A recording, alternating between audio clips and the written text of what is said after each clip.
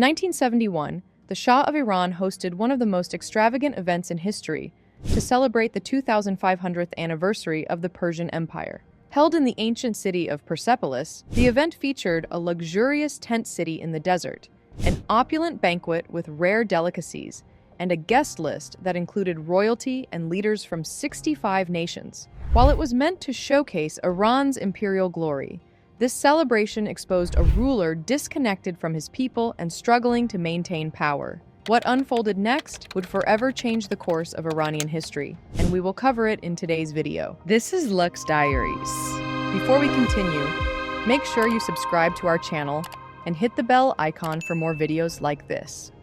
In 1971, Iran became the center of global attention as Shah Mohammad Reza Pahlavi planned a celebration like no other. The occasion? To honor 2,500 years of Persian history, dating back to the reign of Cyrus the Great. The Shah envisioned this event as a moment for the world to witness Iran's imperial greatness.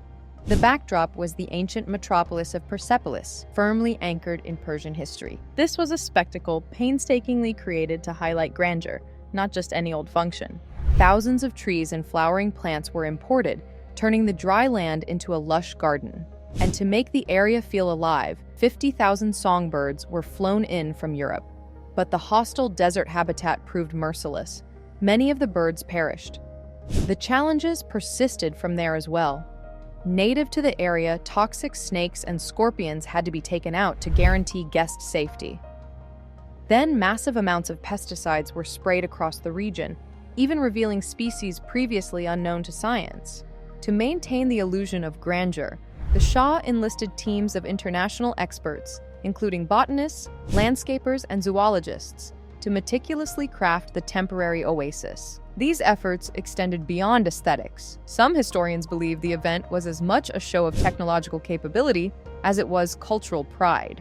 The artificial gardens and carefully curated wildlife were intended to signal that Iran was not just a nation of ancient history, but also one of modern innovation, capable of reshaping even its harshest environments. Once the land was cleared and made secure, construction began on a luxurious tent city.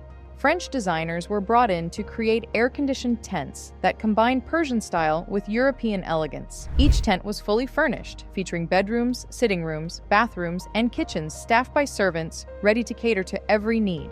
The tents were shipped in from France, and hundreds of workers labored to erect them in the desert. A central fountain symbolizing the 5 continents tied the layout together, creating a setting that spoke to the Shah's ambition. This change was a logistical wonder, not only a show of riches. An airport was even constructed from scratch in Shiraz, and a freeway to link the city to Persepolis in order to bring this to pass. At an astonishing expense, the desolate desert became a brief utopia. For 3 days, this secluded location, a monument to the past and a statement to the future, became the focus of world attention. The people of Iran, however, were left wondering at what cost, while the globe marveled at the grandeur. For the Shah, the guest list was just as important as the celebration itself.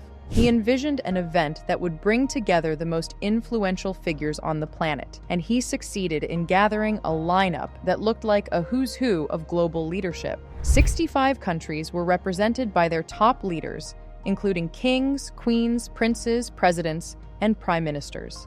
It was a rare convergence of power and prestige in one place, all to honor Persia's 500-year legacy. The level of effort to accommodate these dignitaries was unmatched. Each leader was assigned a luxurious tent, equipped with everything they might need, down to embroidered portraits of the guests themselves. Hundreds of limousines were mobilized to transport them from the newly constructed airport in Shiraz to the celebration site in Persepolis. The Shah himself was even on hand to personally welcome the most notable visitors. Specifically lacking, though, were the Iranian ministers and officials. The Shah had made it abundantly clear this was an occasion for foreign elites, not for his own government or the Iranian people. Among the guests, some were hesitant to participate since complaints of the Shah's rule were growing. By the way, every element was painstakingly scheduled to wow the privileged attendees. The food was just outstanding, legendary. Among the rarest bottles on the wine list were champagne aged for decades and cognac going back to the 19th century. Over 18 tons of food and 2,500 bottles of champagne were flown in to cater to the 600 VIP guests. Maxim's, one of Paris's most renowned restaurants, was brought in to prepare and serve the lavish meal. To ensure perfection, even the logistics were treated with the utmost care. And to keep supplies fresh, massive slabs of ice were daily hauled to the desert. The scale of the logistics, by the way, required to serve the banquet was unprecedented. The event saw the importation of 250,000 eggs, 2,700 kilograms of beef, and 1,280 kilograms of poultry, all sourced from Europe. Even the smallest details, such as table linens and silverware, were custom designed to reflect the grandeur of the occasion. For 3 days, the desert became a culinary capital, a stark contrast to the basic staples most Iranians were consuming at the time. From the chefs to the waitstaff, security around the event was perfect, and every participant underwent inspections. The stakes were great, and the Shah's team spared no effort in making sure every mouthful, drink, and detail captured the grandeur he intended for the world to behold. While the guests marveled at the luxury, many Iranians couldn't help but feel excluded and enraged. The lavishness of the event stood in stark contrast to their own lives, where basic necessities like clean water and reliable infrastructure were scarce. To them, the banquet was a glaring symbol of a monarchy disconnected from its people. The exclusion wasn't limited to government officials and ordinary citizens, though. Iranian artists, intellectuals, and cultural leaders who could have added authenticity to the celebration were also overlooked. Instead, the focus was placed on imported luxury and foreign expertise, leaving many to question whether the event truly represented Persian pride or the Shah's personal ambition. For many, it seemed as though the Shah's priorities were more pleasing the world than attending to the daily problems his people endured.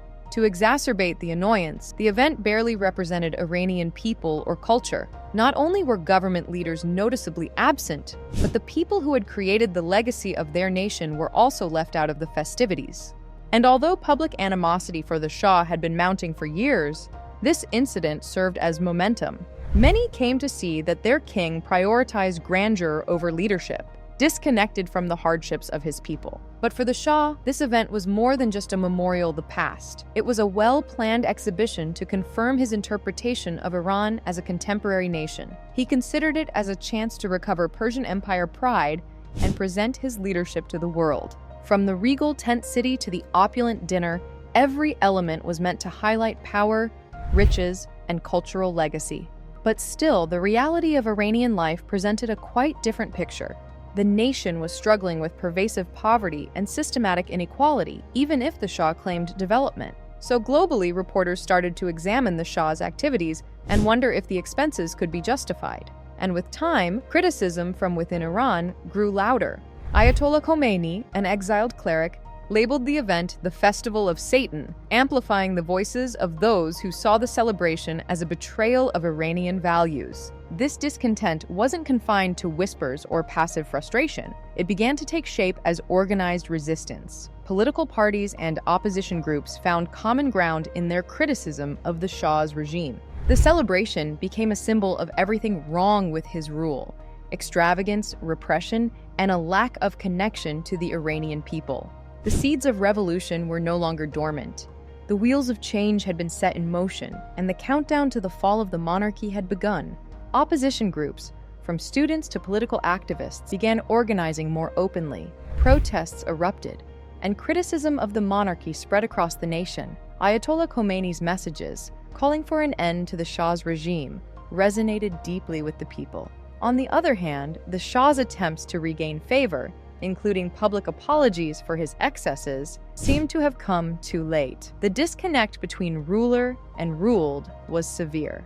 By 1979, the revolution had reached its peak. Demonstrations filled the streets, and the Shah, once a symbol of power, became a figure of exile. Forced to leave Iran, he sought refuge abroad, eventually passing away in Egypt. The Pahlavi dynasty, which had ruled for decades, ended, and Iran was declared an Islamic republic under Ayatollah Khomeini's leadership. The remnants of the celebration, the luxurious tents, the imported trees, the gilded memories, were dismantled, forgotten, or repurposed. Even the Shah's towering monument, a symbol of his reign, was renamed the Azadi Tower, meaning freedom, marking the country's new chapter. Interestingly, the event that was meant to glorify 2,500 years of imperial history had instead hastened the end of an era. For the people of Iran, it was a stark reminder of how far their ruler had drifted from the realities of their lives. Now to you, what are your thoughts? Was this lavish celebration the Shah's greatest triumph or his ultimate downfall? Share your thoughts in the comments section below. Thank you for watching, and don't forget to leave a like and subscribe for more videos like this one.